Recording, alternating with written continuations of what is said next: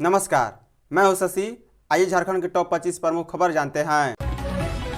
20 लाख महिलाओं को नहीं मिले मैया सम्मान के 7500 रुपए। झारखंड सरकार की महत्वाकांक्षी मैया सम्मान योजना राज्य की महिलाओं में काफ़ी लोकप्रिय हो चुका है। लाखों महिलाओं को हाल ही में एक मुश्त 7500 रुपये मिले, तो दूसरी ओर 20 लाख से अधिक महिलाएं अब भी राशि के इंतजार में बैठी हैं।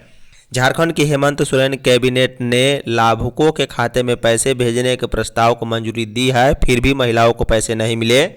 बता दें 25 मार्च 2025 को हुई झारखंड कैबिनेट की बैठक में मैया सम्मान योजना के सभी लाभुकों को राशि भेजने का निर्णय लिया गया था।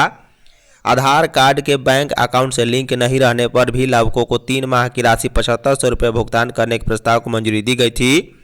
आधार नंबर के बैंक खाता से लिंक नहीं होने के कारण शुरुआत में केवल 38.34 लाख लाभुकों को ही योजना के पैसे भेजे गए थे। 20.60 लाख लाभुकों के बैंक अकाउंट और आधार के लिंक न होने के कारण होल्ड पर रखा गया था। अब तक उनके अकाउंट में ये पैसे नहीं आए हैं। बता दें आधार कार्ड बैंक अकाउंट से लिंक करवाने के लिए 31 मार्च 2025 अंतिम तिथि थी। जिन लाभुकों में 31 मार्च 2025 तक अपने आधार कार्ड को बैंक अकाउंट से लिंक नहीं कराया, उन्हें पैसे मिलने की उम्मीद अब कम ही है। सरना कोड को लेकर संघर्ष जारी रहेगा। मंत्री सरहुल के मौके पर बुधवार को कांके के मायापुर सरना स्थल में आदिवासी 22 पढ़ा सरना समिति और मांझी कांके के द्वारा 29वां सरहुल पूजा महोत्सव हुआ। मुख्य अतिथि के रूप में कल्याण मंत्री चमरा लेंडा ने कहा है कि सरना कोड की मांग को लेकर आदिवासी समाज का संघर्ष जारी रहेगा। जब तक हम संघर्ष करेंगे तभी हम बचे रहेंगे। यदि केंद्र सरकार सरना कोड नहीं देती है तो हम सड़क पर उतरकर आंदोलन करेंगे। यदि आवश्यक हुआ तो हम संपूर्ण राज्य में बंद करने के लिए भी तैयार रहेंगे। चमरा ने कहा है कि सभी लोग एकजुट होकर इस आंदोलन को समर्थन दें, क्योंकि संघर्ष ही जीवन है। हमें साथ मिलकर लड़ना होगा और अपने अधिकार प्राप्त करने होंगे। झारखंड में 3 दिनों तक आंधी तूफान और वज्रपात। झारखंड में एक बार फिर से मौसम का रुख बदलने वाला है। अगले 3 दिनों तक वेदर में परिवर्तन देखने को मिलेगा। मौसम विभाग ने राजधानी रांची समेत विभिन्न जिलों में तेज आंधी तूफान और वज्रपात का ऑरेंज अलर्ट जारी किया है। बता दें गुरुवार को 3 अप्रैल दक्षिण पश्चिम भाग के कई जिलों में 30 से 40 किलोमीटर प्रति घंटा की रफ्तार से तेज हवा और भारी बारिश की संभावना जताई गई है।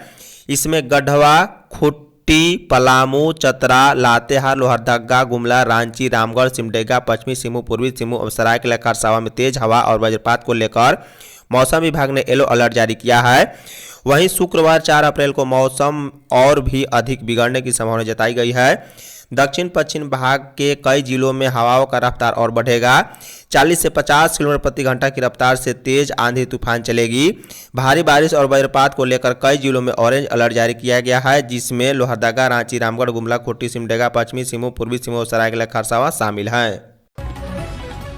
झारखंड सरकार किसानों को देगी 4000 रुपये। झारखंड सरकार ने किसानों को प्राकृतिक आपदाओं से होने वाले फसल नुकसान से राहत देने के लिए झारखंड फसल राहत योजना की शुरुआत की है। इसके तहत किसानों को प्रति एकड़ के हिसाब से 4000 रुपये की सहायता राशि दी जाती है। बता दें यह योजना झारखंड के किसानों को फसल क्षति के कारण होने वाले आर्थिक संकट से बचने की शुरुआत की गई है। प्राकृतिक आपदाओं के कारण कई बार किसानों को भारी नुकसान उठाना पड़ता है, जिससे उनकी आजीविका प्रभावित होती है। यह योजना किसानों को बाढ़, सूखा, भूकंप, तूफान, चक्रवात, भूस्खलन, ओलावृष्टि जैसी आपदाओं की वजह से हुए नुकसान की भरपाई में सहायक सिद्धि होगी। बता दें यह बीमा योजना नहीं बल्कि सीधी राहत योजना है। झारखंड में आज से सरकारी स्कूलों में प्रातःकालीन कक्षाएं। राज्य के सरकारी स्कूलों में नए शैक्षणिक सत्र की कक्षाएं गुरुवार से होगी। स्कूलों का संचालन प्रातःकालीन समय सारणी के अनुरूप होगा। विद्यालय का संचालन सुबह 7 से 1 बजे तक होगा। वहीं प्रातःकालीन समय सारणी 30 जून तक प्रभावी होगी। बच्चों को इस माह किताब व बैग भी उपलब्ध करा दिया जाएगा। बैग वितरण को लेकर जिलों को निर्देश जारी कर दिया गया है। बता दें कक्षा 2 से 5 तक के बच्चों के लिए आयोजित भाषा एवं गणित का बेसिक ज्ञान प्रतियोगिता का जिला स्तरीय रिजल्ट जारी कर दिया गया है। 216 प्रतिभागियों का चयन राज्य स्तरीय प्रतियोगिता के लिए किया गया है। इसमें बच्चों ने गणित, अंग्रेजी व हिंदी विषय में अपनी प्रतिभा दिखाई थी। राज्य स्तरीय प्रतियोगिता का सेमीफाइनल 3 अप्रैल को होगा। इसमें चयनित 72 विद्यार्थी 4 अप्रैल को फाइनल प्रतियोगिता में शामिल होंगे। सीजीएल परीक्षा केस की याचिका खंडपीठ में स्थानांतरित। झारखंड हाईकोर्ट में सीजीएल परीक्षा 2023 के विज्ञापन को निरस्त करने और पेपर लीक की सीबीआई जांच को लेकर दायर याचिका पर सुनवाई हुई। जस्टिस आनंद सेन की अदालत में सुनवाई की गई। प्रार्थी और जेएसएससी का पक्ष सुनने के बाद अदालत ने याचिका को खंडपीठ में स्थानांतरित करने का निर्देश दिया है। अब मामले की सुनवाई प्रकाश कुमार और अन्य की ओर से दायर पीआईएल के साथ होगी। पीआईएल की सुनवाई के लिए 7 मई की तिथि पहले ही निर्धारित है। इससे पूर्व प्रार्थी की ओर से सीजीएल के विज्ञापन व शॉर्ट लिस्ट अभ्यर्थियों की सूची को निरस्त कर मामले की जांच सीबीआई से कराने के लिए आदेश देने का आग्रह किया गया है। वहीं जेएसएससी की ओर से अधिवक्ता संजय पिपरवाल ने प्रार्थी की दलील का विरोध करते हुए कहा है कि यह याचिका सुनवाई योग्य नहीं है। इसी मामले में एक जनहित पर सुनवाई चल रही है। उसमें खंडपीठ द्वारा पूर्व में सीजीएल परीक्षा के रिजल्ट प्रकाशन पर रोक लगाई गई है। झारखंड के किसानों को लगातार दूसरे साल भी नहीं मिला कृषि उपकरण। झारखंड के किसानों को लगातार दूसरे साल मुख्यमंत्री कृषि उपकरण योजना का लाभ नहीं मिल पाया है। इस योजना का संचालन कृषि विभाग का भूमि संरक्षण निदेशालय करता है। बता दें, वित्तीय वर्ष 2023-24 और 24-25 में किसानों को इस योजना के तहत कृषि यंत्र नहीं मिल पाया। इस योजना का लाभ देने के लिए जो प्रक्रिया शुरू की गई थी वह वित्तीय वर्ष में पूरी नहीं हो पाई है। अब विभाग किसानों को इसका लाभ अगले साल देने की कोशिश कर रहा है। वर्ष 2024-25 में यह योजना राज्य की नई प्रोक्योरमेंट पॉलिसी के कारण फंस गई। नई प्रोक्योरमेंट पॉलिसी में लाभुक को लाभ दिए जाने के लिए कई एजेंसियों को सूचीबद्ध करने का जिक्र नहीं है। इस कारण आपूर्तिकर्ता को सूचीबद्ध कर लेने के बाद भी योजना को अंतिम रूप नहीं दिया जा सका। इस कारण किसान लगातार दूसरे साल भी इस लाभ से वंचित रह गए हैं। बता दें, पिछले 2 साल में किसानों के बीच 340 करोड़ रुपए के उपकरण बांटे जाने थे, लेकिन इसका लाभ किसानों को नहीं मिल पाया है। झारखंड के 9 लाख गरीब परिवारों को 9 माह की चीनी नहीं मिली। झारखंड में गरीबों की थाली से मिठास गायब है। राज्य के 8.92 लाख अंत्योदय परिवार को पिछले वित्तीय वर्ष 24-25 के 9 माह की चीनी नहीं मिली है। गरीबों को पिछले वर्ष मई से जुलाई माह की चीनी दी गई थी। इसके बाद की अवधि की चीनी नहीं मिल पाई। इधर झारखंड राज्य खाद्य एवं असैनिक आपूर्ति निगम लिमिटेड ने वित्तीय वर्ष 24-25 की चौथी तिमाही जनवरी से मार्च 25 के लिए चीनी खरीद की निविदा निकाली है। इसके तहत सरकार 27,000 क्विंटल चीनी की खरीद करेगी। बता दें, चीनी की खरीद के लिए प्री बिड मीटिंग 4 अप्रैल को बुलाई गई है। वहीं 16 अप्रैल तक इच्छुक कंपनियों को दस्तावेज अपलोड करने का अंतिम मौका दिया गया। इस प्रक्रिया में पूरा होने में कम से कम 1 माह का समय लगेगा। वक्फ संशोधन बिल का विरोध सही नहीं, बाबूलाल मरांडी। प्रदेश भाजपा ने वक्फ बोर्ड संशोधन विधेयक 2024 का स्वागत किया है। प्रदेश अध्यक्ष और नेता प्रतिपक्ष बाबूलाल मरांडी ने कहा है कि यह संशोधन मुस्लिम समाज के गरीबों, महिलाओं को उनके हक व अधिकार दिलाने का विधेयक है। जो पार्टियां मुस्लिम समाज व महिलाओं की प्रगति नहीं देखना चाहती वही इसका विरोध कर रही है। श्री मरांडी ने कहा है कि वक्फ बोर्ड को भूमाफियाओं और लुटेरों के चंगुल से मुक्त कराकर गरीब मुसलमानों के हित में इस्तेमाल करना बहुत जरूरी है, लेकिन कुछ लोग इसे गरीब मुसलमानों के हित में इस्तेमाल करने के बजाय भूमाफिया की कठपुतली बनकर काम कर रहे हैं। यह दुखद है। उन्हें गरीब मुसलमानों की चिंता करनी चाहिए। उन्होंने कहा है कि विधेयक कहीं से भी असंवैधानिक नहीं है। आज़ादी के पहले से वक्फ है और आज़ादी से पहले भी संशोधन हुआ। अब से पहले तक इस एक्ट में 5 बार संशोधन हो चुके हैं। यह तब असंवैधानिक नहीं था, तो आज संशोधन असंवैधानिक कैसे हो गया? डुप्लेक्स में रहेंगे विधायक 16 बनकर तैयार। झारखंड सरकार के मंत्रियों के बाद विधायकों को भी नए सुसज्जित आवासों में गृह प्रवेश कराया जाएगा। कुल 70 विधायक आवास बनाए जा रहे हैं, जिसमें से अभी तक 16 पूर्ण भी हो चुके हैं। पूर्ण हो चुके आवासों को अंतिम तौर पर आवंटन के पहले दुरुस्त किया जा रहा है। सभी काम पूरे कर लेने के बाद आवासों को विधायकों के नाम से आवंटित किया जाएगा। ज्ञात हो कि धुरवा में विधानसभा के निकट विधायकों के लिए डुप्लेक्स बनकर तैयार हो रहे हैं। जनवरी माह में मुख्यमंत्री हेमंत सोरेन ने इस आवास का निरीक्षण भी किया था और काम जल्दी से पूरा करने को लेकर आवश्यक निर्देश दिए थे। उन्होंने जून तक काम पूरा करने का निर्देश दिया था। काम पूरा होने में नवंबर तक का समय लग सकता है। विभागीय सूत्रों ने बताया है कि सरकार के निर्देश के बाद काम में तेजी लाई गई है। झारखंड और बिहार के लिए शुरू हो रही हेलीकॉप्टर सेवा। महानगरों की तर्ज पर अब झारखंड में भी निजी हेलीकॉप्टर सेवा की शुरुआत होगी। खास बात यह है कि इसका संचालन भी राज्य के युवा और उत्साही उद्यमी करेंगे। इसका दायरा झारखंड समेत पड़ोसी बिहार होगा। इन दोनों राज्यों के किसी भी स्थान के लिए सीधे रांची से हेलीकॉप्टर बुक किया जा सकेगा। हेलीकॉप्टर के लिए प्रति घंटे की दर भी न्यूनतम निर्धारित होगी ताकि महानगरों के हेलीकॉप्टर सर्विस के मुकाबले राज्य के निजी क्षेत्र में उड़ान व्यवस्था को विकसित किया जा सके। सेवा का संचालन अप्रैल माह से ही आरंभ हो जाएगा। आरंभिक तौर पर शादी समारोह, पार्टियों के आयोजन समेत आपात सेवाओं के लिए भी हेलीकॉप्टर की तत्काल उपलब्धता हो पाएगी। इसके अलावा एयर एम्बुलेंस और विशेष आयोजन के लिए भी हेलीकॉप्टर किराए पर लिए जा सकेगा। पीएलएफआई उग्रवादी बिरसा मुंडा गिरफ्तार। पश्चिमी सिंहभूम जिले के बंदगांवा के पीएलएफआई उग्रवाद बिरसा मुंडा उर्फ बिरसा मुंडरी 18 वर्षीय को पुलिस ने बुधवार को गिरफ्तार कर जेल भेज दिया है।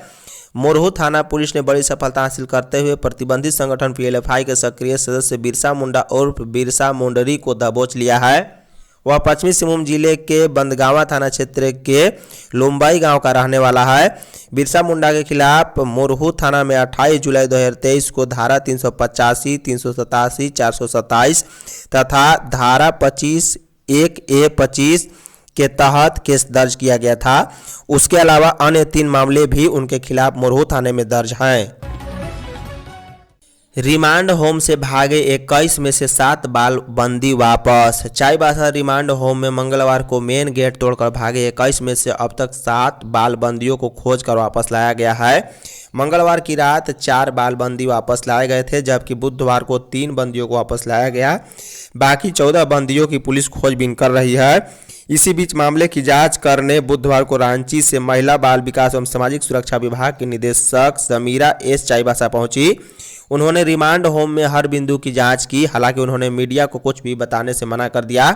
इस मौके पर पश्चिमी सिंहभूम के डीसी कुलदीप चौधरी व डीडीसी संदीप मीना भी मौजूद थे। डीसी ने कहा है कि मामले की जांच पड़ताल की जा रही है। जो भी दोषी पाए जाएंगे उन पर कार्रवाई की जाएगी।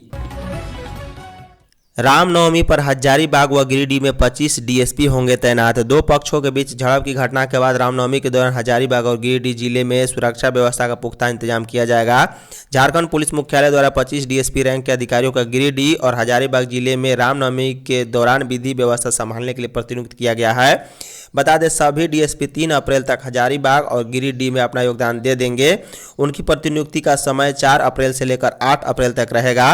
हीरालाल रवि एसएसपी जेएपीटीसी पदमा और Mazrul Hoda DSP JAP 8, Sanjay Kumar 1 DSP STF Ranchi मौजूद रहेंगे। झारखंड में पुलिस बहाली में महिलाओं को मिलेगा 33% आरक्षण। झारखंड में पुलिस उत्पाद विभाग, कक्षपाल और गृह रक्षा वाहिनी में सिपाही की बहाली अब संयुक्त भर्ती नियमावली से होगी। उक्त पदों पर नियुक्ति के लिए नियमावली 2025 में कई नए प्रावधान किए गए हैं। इसके तहत अब आगे राज्य पुलिस में सिपाही बहाली में आरक्षित व अनारक्षित कोटि के 33% पद महिलाओं के लिए आरक्षित रहेंगे। कैबिनेट की मंजूरी के बाद गृह विभाग ने इसकी अधिसूचना जारी कर दी है। अधिसूचना में जिक्र है कि झारखंड पुलिस के अधीन पुलिस के स्वीकृत जिला स्तरीय पद, जैप SISF के अधीन पुलिस के पद राज्य स्तरीय कोटि के होंगे, जिसमें जिला स्तरीय रोस्टर और राज्य स्तरीय रोस्टर का पालन किया जाएगा। राज्य सरकार खिलाड़ियों के लिए अलग से संकल्प आदेश या अधिनियम बनाकर आरक्षण का लाभ देगी। झारखंड के 38 लाख स्कूली बच्चों का अपार आईडी पेंडिंग। झारखंड में सभी स्कूली बच्चों का अपार आईडी बनना है। 73.92 लाख बच्चों में से 34.97 लाख बच्चों का अपार आईडी बन चुका है, जबकि 34.97 लाख बच्चों का अपार आईडी पेंडिंग में है। वहीं 76,000 बच्चों का अपार आईडी का आवेदन रिजेक्ट भी हो चुका है। स्कूली शिक्षा व स्वच्छता विभाग ने इसे गंभीरता से लिया है। बता दें राज्य में 48% से भी कम अपार आईडी बन सका है, जबकि 51% लंबित हैं। रांची जिले में सबसे ज़्यादा 3.61 लाख और गिरिडीह में 3.58 लाख अपार आईडी पेंडिंग है।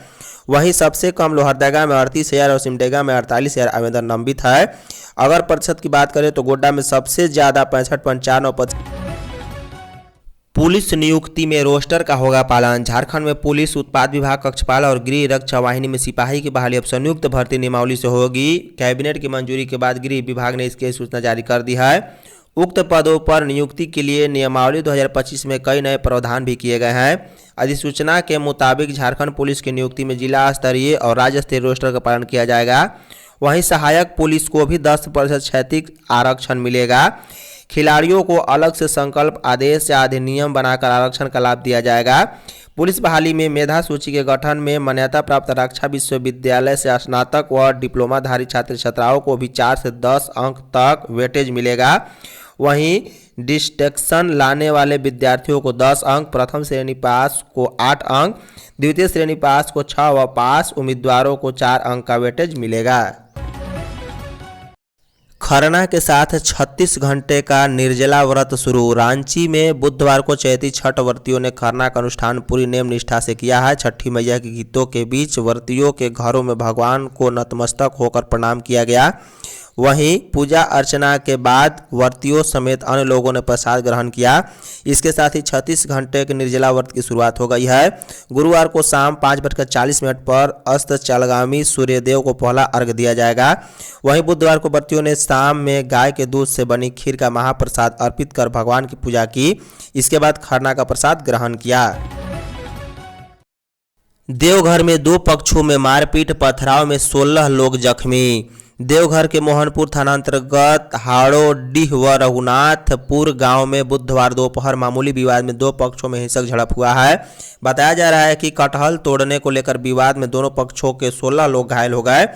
आरोपों के अनुसार बुधवार दोपहर रघुनाथपुर गांव निवासी 2 युवक नशे में हाड़ोडीह गांव पहुंचे। घर के बाहर काम कर रहे राजेंद्र महतो से एक किराना दुकान के बारे में पूछा। जानकारी के बाद दोनों गए, लेकिन दोपहर में दुकान बंद होने पर पुनः राजेंद्र के पास पहुंचे और दुकान बंद होने का कारण पूछा। उसने बताया है कि दोपहर के कारण दुकान बंद होगी। आरोप है कि उसी दौरान दोनों युवक राजेंद्र के घर के पास पेड़ से कटहल तोड़ने लगे। जब कटहल तोड़ने से मना किया तो बात बढ़ गई और देखते ही देखते दोनों पक्षों में मारपीट शुरू हो गई है। झारखंड की 8 महिला हॉकी खिलाड़ी राष्ट्रीय कोर ग्रुप में। हॉकी इंडिया ने अंतर्राष्ट्रीय प्रतियोगिता में हिस्सा लेने वाले भारतीय महिला खिलाड़ियों का 40 सदस्यीय कोर ग्रुप पूल बनाया है। इन कोर ग्रुप की खिलाड़ियों को विशेष प्रशिक्षण और सुविधा देकर इनकी प्रतिभा को निखारा जाएगा। इस कोर ग्रुप में झारखंड की 8 खिलाड़ियों की भी जगह मिली है। इनमें सिमडेगा की 6 और खूंटी के 2 खिलाड़ी शामिल हैं। बता दें, वर्तमान भारतीय टीम की बात करें तो टीम इंडिया में पहले से झारखंड की 4 खिलाड़ी नियमित खेलती आ रही है। वहीं 4 नए खिलाड़ियों को इसमें शामिल किया गया है। धन्यवाद।